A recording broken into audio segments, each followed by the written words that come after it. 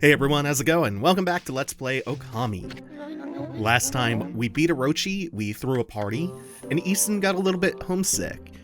And since there are still brush techniques out there and guardian saplings in the world, and a whole wide world it is, not to mention some new threat lurking in the background, we're heading towards the city finally, towards Seion City. Just after we clean out the rest of Onigiri-sensei's techniques. The first of which is going to be an upgrade for our rosary. Much like how we got the extra combo extension on the reflector combos, this one is going to make the rosary a little bit more potent. The Spirit Storm. It increases the attack rate. And we don't actually have to complete the tutorial once we get it, but yeah, we might as well just see what a difference this makes.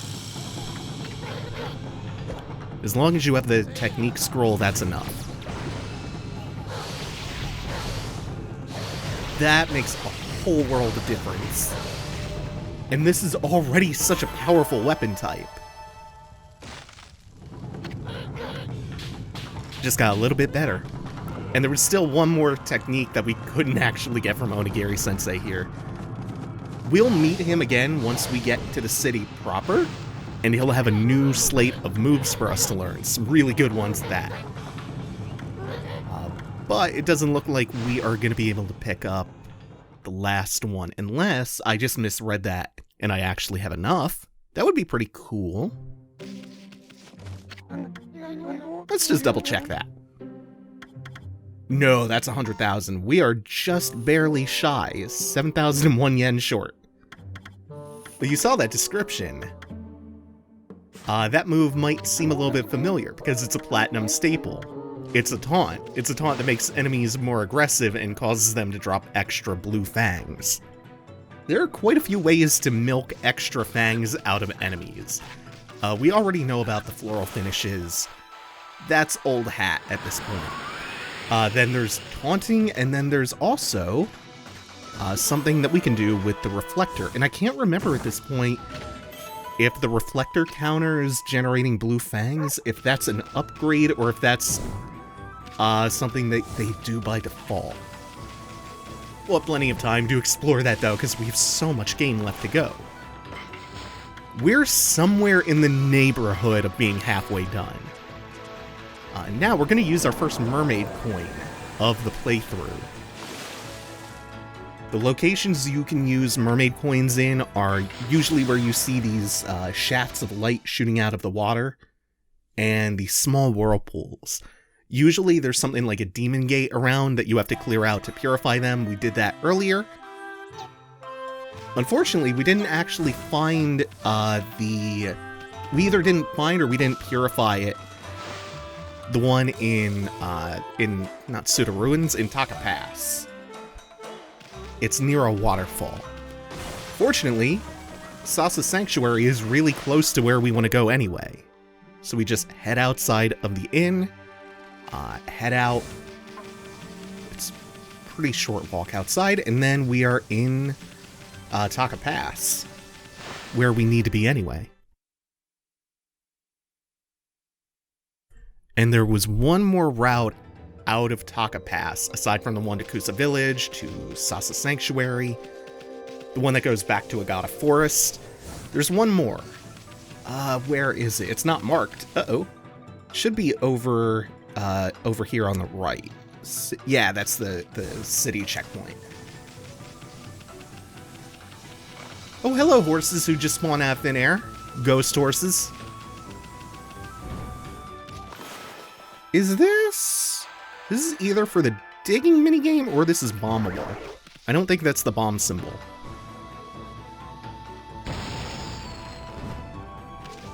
No, I can't remember what that is. I do know that there's a digging game over here, though. I don't know if that's connected, though. Pendulum's calling out to me. The treasure must be buried nearby. Want to help me dig up treasure? No! I super do not. So if we blow the leaves away... Oh, the squirrels! I didn't know... Oh, wait, are those foxes? Yeah. I didn't know they were affected by that. That's really cool.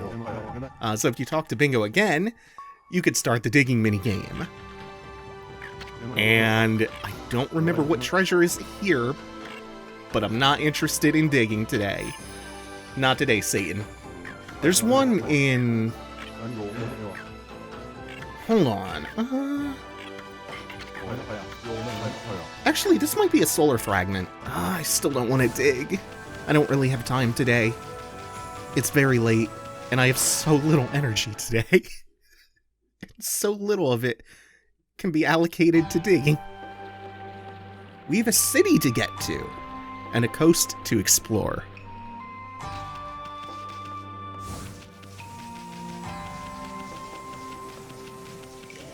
So if we had come here before those torches on either side of the drawbridge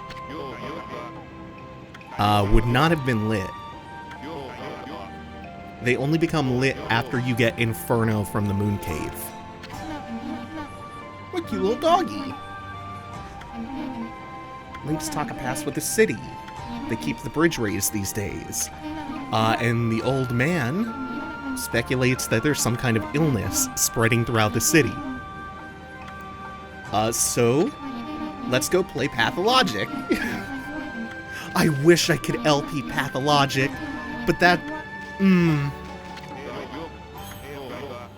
Maybe one day? I don't know. I mean, the Red Strings Club was a hard Let's Play to pull off, and that's an easy game that is short. And there's less text. There's much, much more text in Pathologic. And when you're not reading and talking to characters, you're walking. And it's like, if you do all 3 playthroughs, it's like 60 hours long.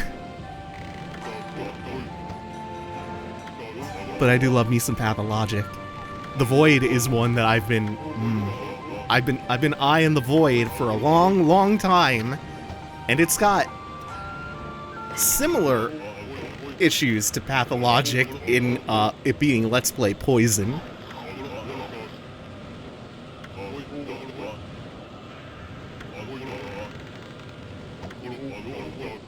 But also, it's one of the first games that made me really take video game storytelling and the potential that it has seriously, so it holds such a special place in my heart. I just, oh man, I really, really would like to. It's just... I need to figure out a way. So this is Yoichi.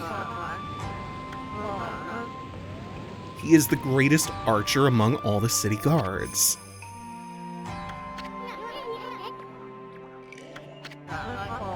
And he named his bow Golden Fire. There it is. So in his spare time, he practices archery by shooting an arrow directly into that cannon over there.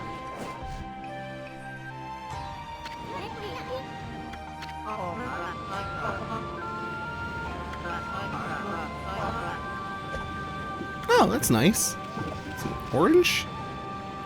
And now he's gonna keep lining up shots, which, with our newfound Inferno power, we can use to light the arrows on fire. And I don't really think this is the way cannons are supposed to work, but hey, maybe this is the signal for them to lower the drawbridge.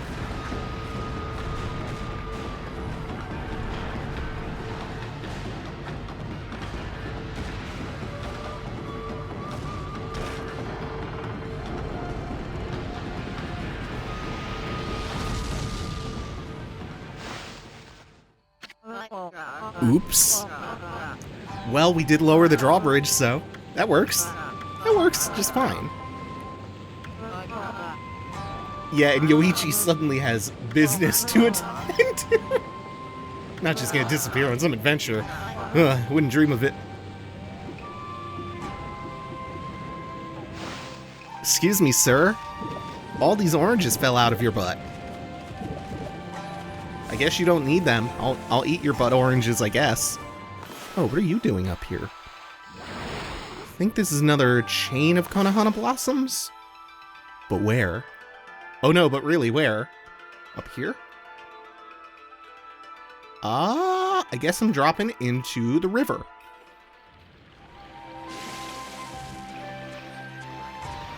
That's fine. I think I was going to come down here and explore this stretch of coastline anyway. This is a little convenient trick that you can use to get around on the lily pads a little bit quicker, combining it with Galestorm to propel yourself. There's so many little things like that in Ōkami. It's one of the many, many things that I love about this game. Let's get a little closer to the coast. That should cut it. And we're gonna, actually, we'll come back for that. We'll come back for that in a moment. So there's clearly something behind the waterfall. There's a flaming chest here, which we now have 2 ways of extinguishing. And all that gets us is another stray bead. Cool.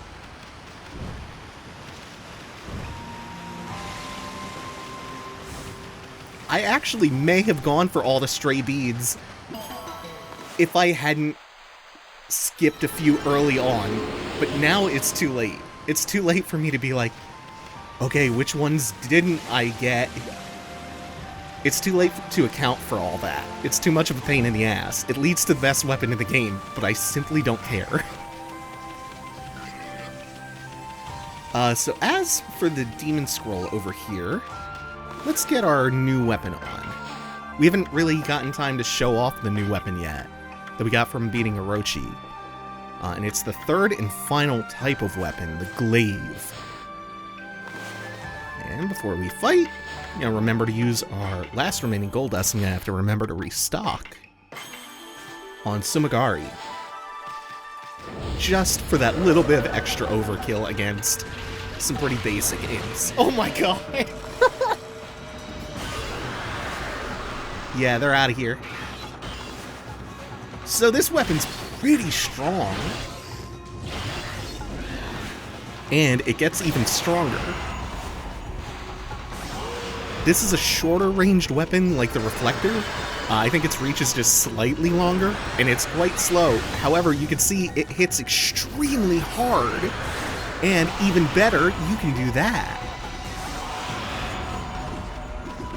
You can hold the attack button to charge it up, and it charges 2 levels, I believe. With the final level being a dramatic damage output increase. And now that we have all 3 types, the glaive, the rosary, and the reflector, I can finally spill this cool little fun fact I've been patiently sitting on. All of the weapon types in Ōkami are based on the 3 pieces of the Imperial Regalia of Japan, which consists of a jewel called the Yasakani no Magatama, a mirror, and a sword called the Kusanagi no Tsurugi, or a grass-cutting sword. Oh, did I just miss the merchant here? Or did he show up after the drawbridge was lowered? Do you have any gold dust? I would like some. And those 3 items, the Imperial Regalia of Japan, are supposed to represent benevolence, wisdom, and valor. And they're supposed to be presented to the Emperor of Japan when they take the throne. To be honest, when researching that, I only just found out that Japan still has an emperor. I thought that had been dissolved.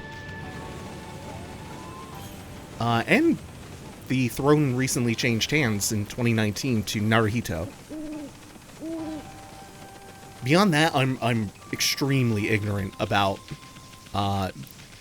the Emperor of Japan and just what is going on with the imperial situation. If I had to guess, I would assume that it's a symbolic role and more about status and wealth for the imperial family than anything. Like, just based on how most modern monarchies are. Like England's royal family or the King of the Netherlands. That being said, even if they don't possess the type of political power one would traditionally associate with that title, their status still acts as a shield, which lets them act as heinously as they see fit. I'm speaking broadly, just for the concept of modern emperors or royalty or monarchs or what have you. And the wealth and land they enjoy is all stolen as well. All monarchies and empires should be abolished, and the wealth of the royals redistributed. Not just to the citizens of their respective countries, by the way, but in reparation to the nations that were plundered so that modern royals could live in luxurious wealth. And as you can see, the path to Seian City is blocked off by the curse zone, so we have to take this side route along the temple.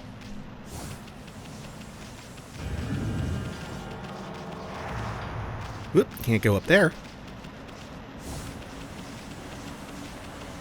Some people will argue that, like, the English monarchy, for example, is justifiable because they bring in money through tourism. I do not remember what this new imp actually does. I remember its floral finisher is the cherry bomb, and I remember that it's going to get annihilated by the glaive. Oh, I love attacking with this thing. And it's just such a chunky feel. Let's get those demon fangs. I don't buy that argument. Because one, even if we take that as a given, that still doesn't necessarily balance the scales, you know? It doesn't offset all of the other problems. But also, even that premise, I'm not willing to just take as a given. Like, I can't credit that. Do people visit Buckingham Palace to see the royal family? I don't think so. France hasn't had a monarchy since 1792, and Versailles is a far bigger tourist attraction than Buckingham Palace. So even that rationale doesn't really work, in my opinion.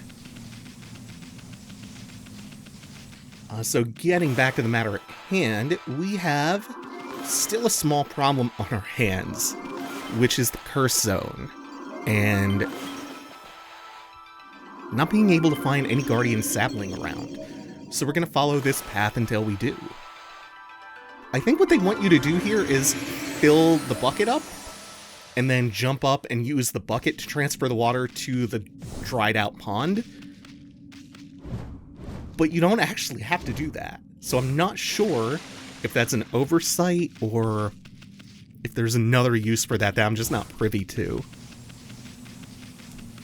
Either way, with that filled up... Is this just because it's going back to daytime? Oh, yeah.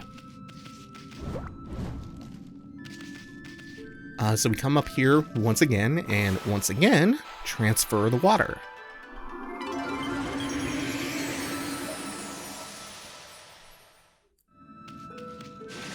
And eventually, as we kind of stair-step the water all the way up...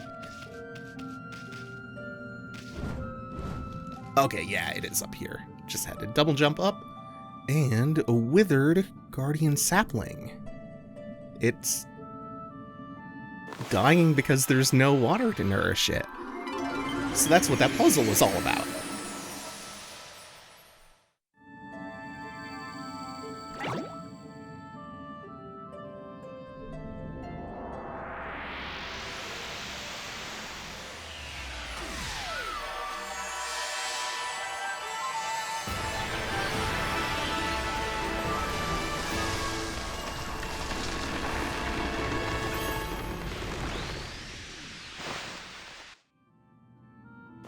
And now that the tree is well fed, we can bloom it, and you know what happens next.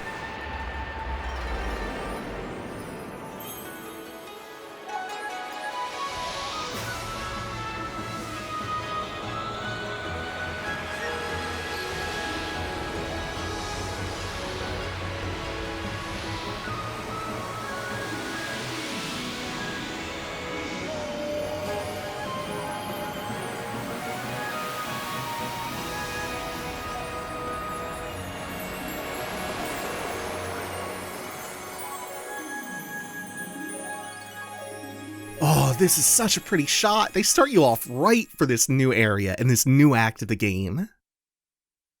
Absolutely gorgeous.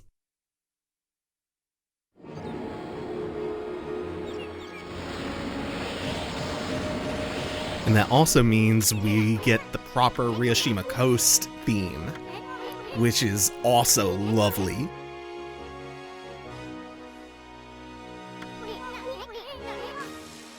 And Isun points out a sunken ship that he's never seen before.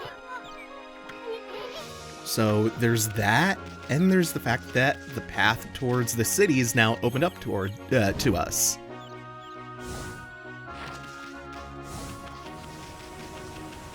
So next time, we're going to be heading into the city proper and continuing the next leg of our journey.